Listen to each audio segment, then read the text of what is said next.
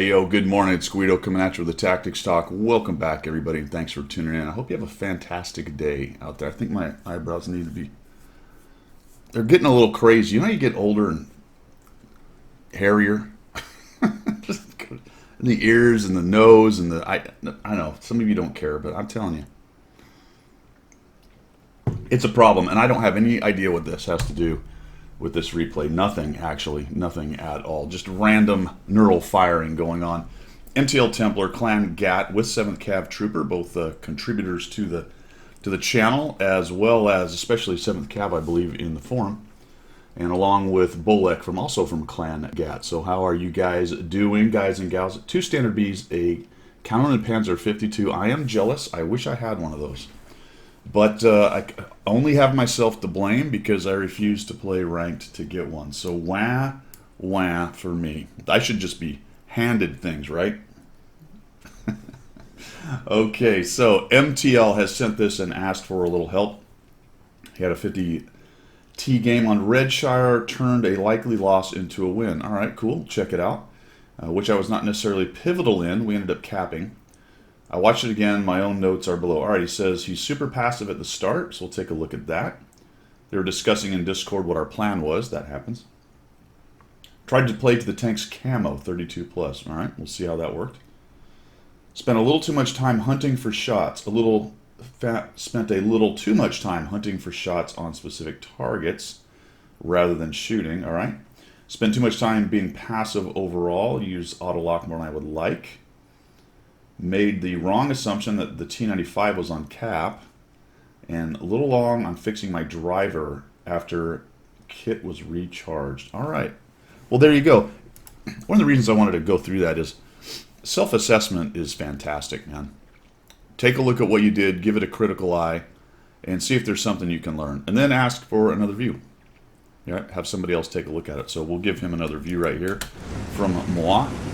So we've got a platoon. The first thing I always talk about is take a look at the setup. They're middle tier. That's good. They've got some pretty good tanks.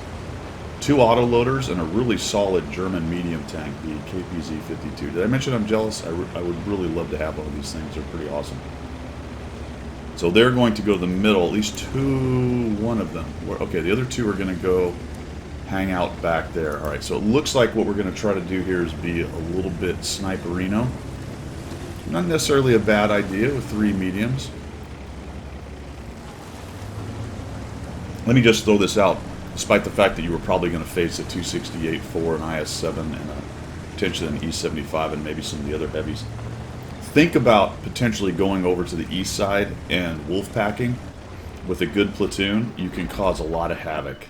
We'll see how this one pans out and whether that would have been a good idea or not. It is a more dangerous play. But at least you're not kind of hanging out here in bushes and trees.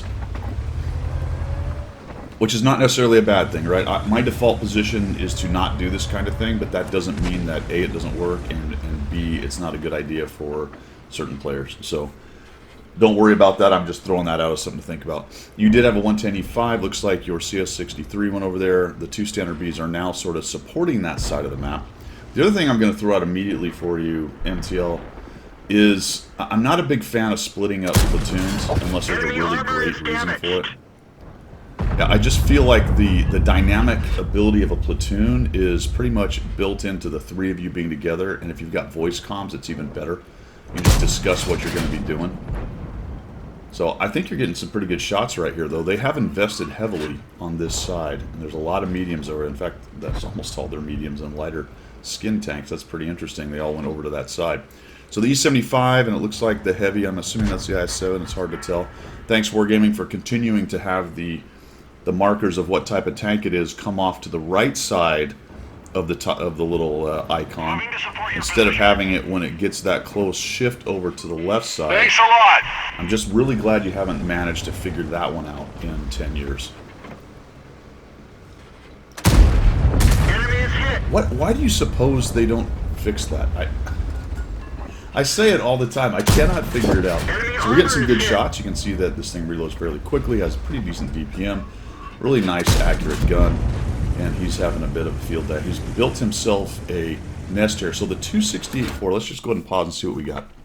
The 268-4 actually went to the middle. They invested a whole bunch of guys into the castle. The thing about this map, and the reason I like to go over to the east side, is usually, most of the time, the castle is a stagnated peekaboo fest, kind of like we got going on here. There's always going to be campers kind of hanging around. You can see the standard Bs are actually coming back across as two platoon mates, so they were probably talking about the fact that the castle is heavily invested, and that's where they need to come. That's the beauty of fast tanks like standard Bs and Canon and Panzer 50T. And a platoon, you can kind of then regroup and get back together. If you were in 3 big heavies and wandered off in separate directions, you might find that to be a little bit more difficult. I think in this case, you may have had a field day over on the east side and wrapped that one up really quickly. Just based on what I'm seeing here. Potentially, maybe lose this side faster. Let's see how this game continues here. Enemy is hit. 130 out in the open. That's really genius. I don't know if you noticed the Baras going by. That's probably what you were talking about. Looks like he's undercover now, and you're not reloaded, so who knows. Now you're looking at him. So you did notice him. That's good. Looks like you're trying to finish the Sioux, which I kind of understand. So we're looking for shots here. We're not going to get them. I think this is what he was maybe talking about. Do we have one? Yeah, look at that. There's the Patton. So this is a critique that I give a lot of people in a situation like this, and I do this too. You're just searching around trying to kill that guy. Try to think about, in those situations, zooming out and going, what's going on? Oh, my CS-63 is getting gang tackled. Not a lot I can do about that, except to go, okay, that's a problem right there. He's dead. Not much I can do. I'll try to keep helping over here, but now I need to pay attention to what's going on over on that side, that slightly left flank there, because the Char and the 268 are going to feel pretty empowered, and they may come right up and over and start taking on all the guys that are going to be camping up here. Because guess what, fellas? There are always guys camping up here. All right. / getting shots, right? You say camping, it is a fairly strong point to get shots on both sides of the map, so there's a reason why people go up there.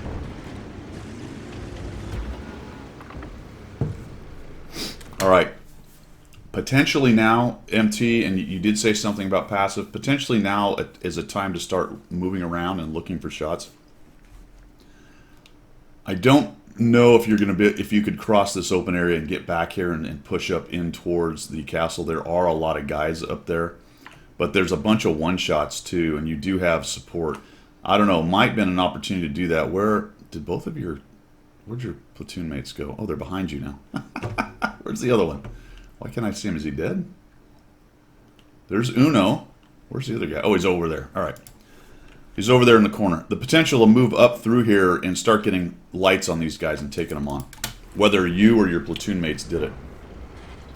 So this is really a case of sitting back and waiting for your team to do something. Now what's going on over here? Yep. Looks like the IS-7 is potentially... Can we get a light on? Not quite, but he is coming around and starting to beat the 110 E5. So we come up and over. Ready to fire. Now let's see what we got over here. Yep, there's the IS-7. 110 E5 is in trouble. E75 is on good hit points. So you guys abandoning that side pretty much left them to their own devices. The Conqueror's dead, and whoever else is over here, the E75 is dead. I don't see the target. There you go. That's a nice shot. Enemy Good kill, armor too. is It's nice to get destroyed. rid of one of those things. Didn't get spotted. Shots on those guys, and not really paying attention to what's going on back here, are we? Looks like the IS-7 maybe he's pushing through or wrapping around to the other side. Yeah, he's taking on the 110 E5. So, SA gathering. Do we actually have a shot on this guy? No? Alright. Potential SA gathering, turning around and paying attention to what is going on back behind you there, off to your left side. Nothing good, because the 110 E5 just moored it out. Looks like maybe you just noticed it and looked back there going, oops. So pretty typical. Your team is really passive, letting them push in, and unfortunately it's working for them because they're beating you with aggression. You guys are getting a bit of damage. The hit points are starting to get a little out of control, though. They've got 1,700 on you right now.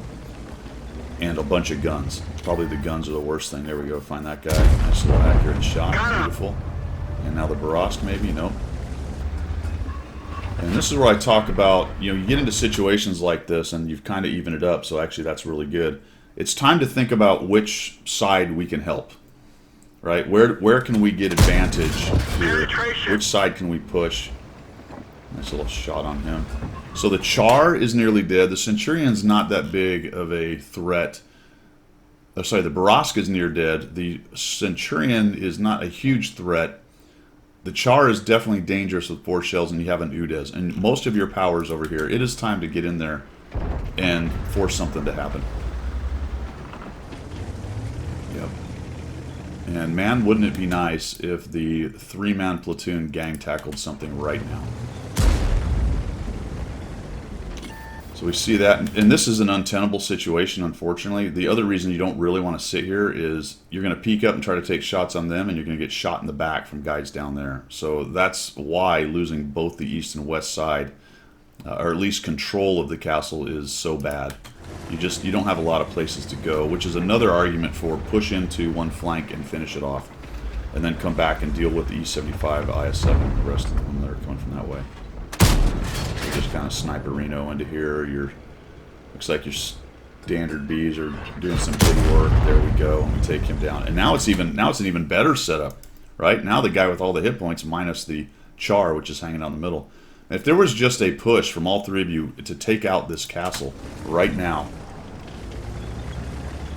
See, I hate letting them have 2 flanks. It's just not. It's not conducive to staying alive.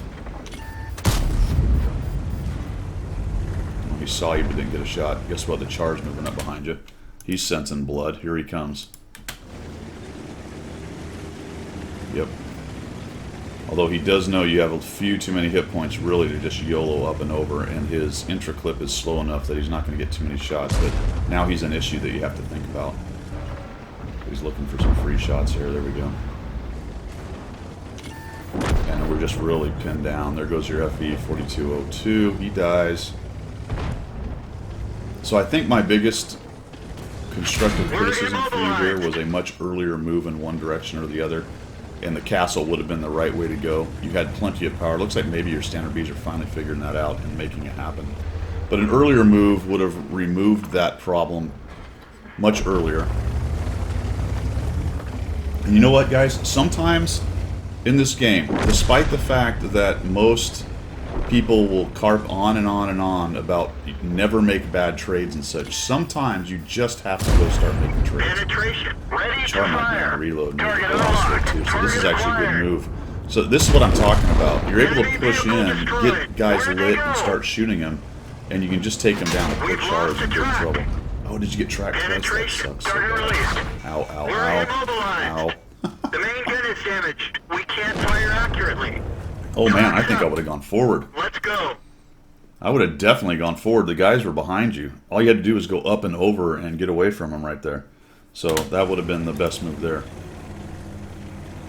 The T-95, E-75, IS-7, they're all behind you right there. So it looks like your guys are talking about maybe going to cap. You are out-muscled. Moving to cover your They have a flank. few more hit points, but they've also got a bunch more armor. Thanks. Maybe you guys are talking about potentially going to the cap. Slowly move up, see if we can find a light on these guys. They're probably going to be hiding behind the building. They've also They got... killed our driver. We're covering his position, but not very well. Nice shot into the Enemy lower armor plate is as he hit. backed off. And he lost a bunch of hit points. Nice to have the Udez back there, and it looks like the 52 LAS might have also got a shot. You did mention the driver. I definitely would have fixed that. This is a bit of a maneuver game now, so you want to make sure that you can maneuver a bit. The E-75 is also not on cap. Probably not a bad idea for them because they do have a bunch of fast mediums. So if they all just piled on the cap, they'd probably get shredded from multiple directions. The IS-7 gets spotted. It's his back. Or is that his front and his turret's turned around? Probably his front and his turret's turned around. Oh, man. It's getting hairy, man. It's getting hairy. You just need to reset it in his front. Yep, there you go. You get the reset. You back out. He did see you. he looking at you? Yes, he is. Oh, nice. They're knocked out. Nicely done. Nicely done. Using the wreck of the 4202 right there as a little extra armor. And you almost might be able to finish them off. Olek has come in there with his autoloader. He gets... Yeah, you might want to just push in and start working them, man. At least get the T-95 let go, dude. Yeah, it's time to go. You got this. You are a one-shot, but you can get in there and get your shot in. There we go. Is he looking at you? No. He is looking at you. That sucks. We didn't He is even looking at you. That's a scratch bummer. them. Good on him. Looking two different ways. T-95 is pushing into your standard B. So now, screw him. He's down there looking that way. Come up and over and get behind the T-95. Quit messing with the E-75. Who cares what he's doing? There you go. So the synergy is your two tanks working on one guy, and the T-95 looks like the most likely victim at this point. So this is good. Permission He to sneaks in engage. behind the building, Target unlocked. wisely realizing that you're probably going to come up and over. Is he going to back out till he can get a shot? Yep. Nope, not quite. Keep moving, man. Keep working the shots. Keep working the shots. See, now you've let the E-75 go God knows where. It's slow, but who knows where he went. There he is. Get that shot on him. Nice. Penetration. Nicely done. Nicely done. You gotta like how they got back together. The standard B takes him down. And man, I would have been calling who's over there? I would have been calling 7th Cav and say, get over here and help us win this thing, man. He is helping you win it. He's going to cap, but I'm saying let's kill this dude off. Let's get the everyone dead here. This is perfect. We got Enemy this. armor is hit. Oh man, no cap kill. You'll let the arty live. I do not support that. I do not support that. But well done, guys. Well done. 9 kills. We've got 3,600 for MTL. We'll look at the rest of the card for the rest of the platoon. 1,795 assists. I think a lot of what you talked was valid. Super passive. All right, so there's a difference between taking a good spot like that top is initially and kind of seeing how things play out and see if you get shots and being just plain old too passive. You entered into the too passive, I think, in my opinion, about mid-game, where you really futzed around in the middle and you guys could have pushed over to the west side and taken the castle out, maybe even lost a few hit points. That was the whole hit point discussion. There is a time where that resource, and it is a precious resource, but it is a resource nonetheless. There are no points for ending the game with full hit points. Other than, I guess there is, right? You pay less repairs. Okay, noted, got it. But you know what I'm saying. But that is balanced against giving up too many of your hit points and limiting your opportunities. So you've got to play that game. There's almost always a critical point in games, close ones especially like this, where it's time to use some of that resource to leverage in order to gain an advantage. In the case of this game, I think it was on the west side about mid-game. I did have a slight discussion about potentially swarming over on the east side. That would have been a lot of fun and probably would have worked pretty well based on what they sent, especially if your 110E5 and E75 and Conquer had given you guys any kind of support. That's the beauty of this kind of platoon. Those two standard Bs can really work somebody over quickly, and then with your staying power sort of keeping things off of you, plus the 110E5 and the other two guys over there, it could have been an absolute romple stomp on that side. The going in issue, of course, is they have a 268-4. What if he's there? Yeah, that would have definitely sucked. But once you kind of notice that he was in the middle, maybe a flex. And I'm just throwing out options because I think the baseline issue here is this platoon should have got together and gone somewhere, right? Later on, you sort of started doing it, especially in the push to clean up eventually the guys on the west. But if this platoon had jailed a little earlier and got on their horses and started working over somebody somewhere, it almost didn't matter where on the map. I think your team would have had a few more guns left, as long as it wasn't a YOLO. And that's a tricky one. You could easily go over to the west side with all three of you, get zero support from your 110, run into the 268-4 and the Char-Future doing the same thing over there and get waxed. That is possible. That's why careful aggression. And then when you got to mid-game and hadn't done so, it was definitely time. You had a lot of hit points. You had a lot of power. You could have absolutely turned this game into a bit of a stomp if you'd have got busy earlier. Too much time hunting for shots. I liked how you were looking for shots. I don't think it was necessarily too bad. The only thing I did throw into you mechanically is to zoom out a little more. The big one was paying attention to what was going on behind you and maybe getting shots back there, in my opinion. Too much time passed, as we talked about. Made the wrong assumption that T95 was on cap. I don't think there's any problem with that move. You had to go over there. Yeah, he's the one that came up and over. Okay, it happens, and you put a nice shot into him, and then you worked it nicely from there. So I don't think that was really a big issue. It wasn't really a mistake to run into the T95, right? You had to go back to reset. He just happened to be the dude that came over the hill, and you approached, I think, from the right position, in my opinion. Nice little hold down spot there on the side of that hill. Also, that back slope makes the artillery harder to hit you, or it's easier for you to defend, harder for them to hit, however you want to look at it.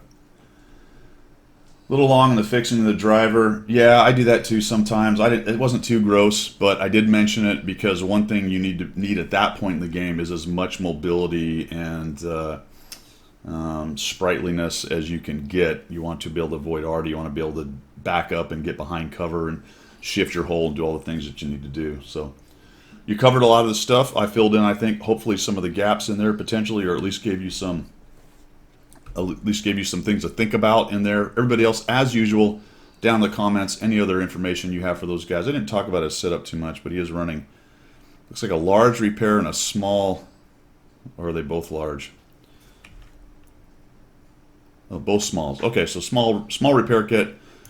I mean, if you're going to run a tier 9, run the large ones. It reduces the chance that you're going to get damage in the first place, I believe, as I recall, but it's all to taste, and maybe you don't have the cash. You're running food, so it makes me feel like maybe you probably could, and you're running a bunch of heat, so pry open that wallet, man, get the crowbar out, and get yourself some large kits, because they only help, as long as you're not, completely bleeding cash, but you got a lot of gold, and you're running food, so I'm thinking you're all right. All right, man, I hope that helped. Thanks, everybody, for coming by. Appreciate the support of the channel. We will see ya.